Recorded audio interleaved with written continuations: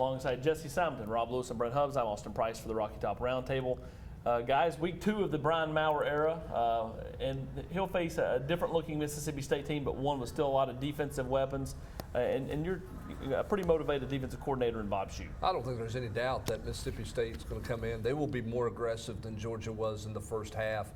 I think they'll be much more like Georgia was in the second half when they were much more aggressive in blitzing and attacking Maurer. I think, Rob, Jesse, the question is, what is week 2 with Jim Chaney like in terms of how much they grow things with Brian Maurer? Yeah, I mean, we talked about it on the podcast. I mean, I think you got to be careful about putting too much on him, but I also think that after he's played 4 quarters of football, you have a better idea of what he can do, what he's comfortable with, what his strengths are, and can kind of tailor what you want to do against Mississippi State to what you saw on Saturday.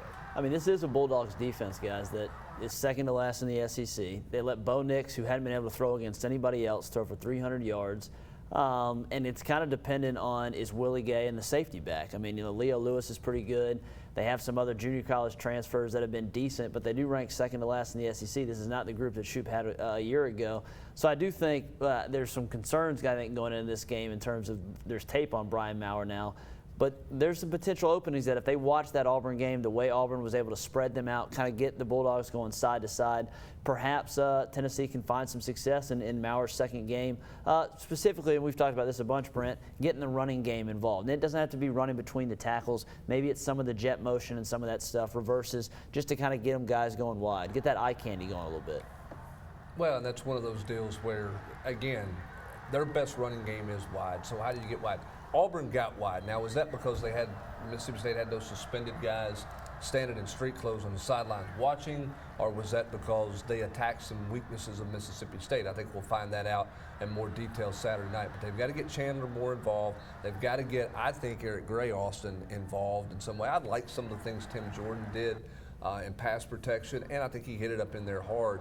But they have got to get a run game and not throw the ball 11 of 14 snaps as they did at one point against Georgia last Saturday. Well, there you go. And, Rob, more than anything, it's just being committed to the run. And knowing that you may not have success for 2 or 3 straight runs, but, eventually you're going to find success because, Mississippi State's going to have to honor both sides. Yeah, I mean, and, Brian Maurer, I think, especially in that first half, did a great job, but I don't think you want to put all of it on your freshman quarterback. I mean, he threw the ball, 21 times in that first half. Tennessee ran it 10 times.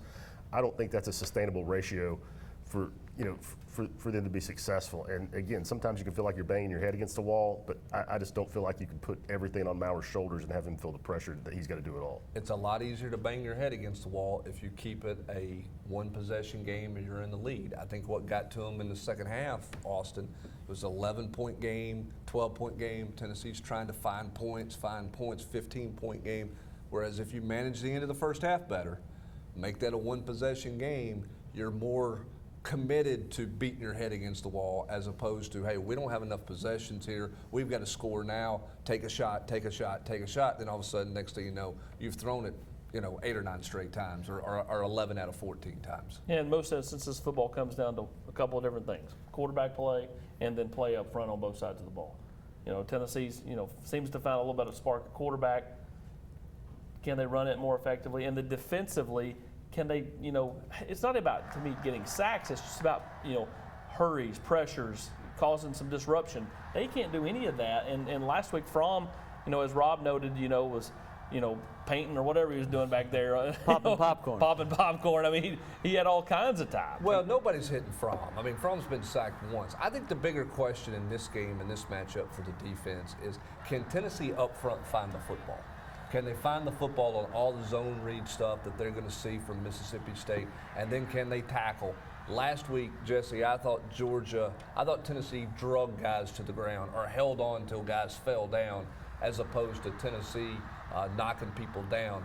This Mississippi State run game will drag you. I mean, they will drag for extra yards. Tennessee's got to be more violent at the point of the attack in the front side. Yeah, I mean, Hill leads the SEC in yards after contact. And while I agree Tennessee didn't quote-unquote miss a ton of tackles last week, Georgia was dragging them for a bunch of yards after contact too. So whether it's Tommy Stevens or Schrader back there at quarterback, those are both 6'3", 230-plus pound quarterbacks that are going to run it. Schrader more so, the freshman.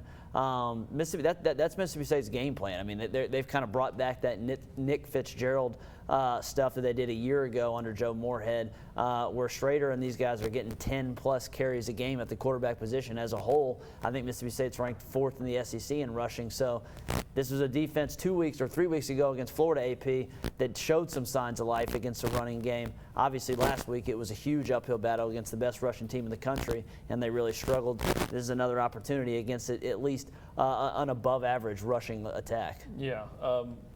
Quickly, last week, Chris Rumpf, they take him from the box downstairs. What kind of impact can he have down there? And do you feel like maybe it should have been flipped? He stays up and Scherer comes down just because of Tennessee's lack of depth at inside backer? Yeah, I just think that they've needed we've talked about this on various things, on the message board, the podcast, everything else. I just felt like they've needed a linebackers coach down there of some kind who can help make some adjustments, whether it's an inside linebackers coach like Scherer or the outside linebackers coach, Chris Rumpf. I just think somebody need to go to the sideline and have a conversation with a guy eye to eye to make some adjustments. I think that'll be important this week as well because, again, a lot of zone read stuff, Rob, a lot of misdirection stuff. Linebackers are going to have to flow to the ball well. They're going to have to find the football and see the ball well. There'll be some adjustments to make. So I think it's important to have a linebackers coach down there of some kind. Yeah, I don't disagree at all. And, I wonder, in-game adjustments, I wonder how much, Tennessee is really able to do. Because, it seems to me like you look at what they did against Georgia, especially Florida to some degree, they're better in the first half. We've talked about it.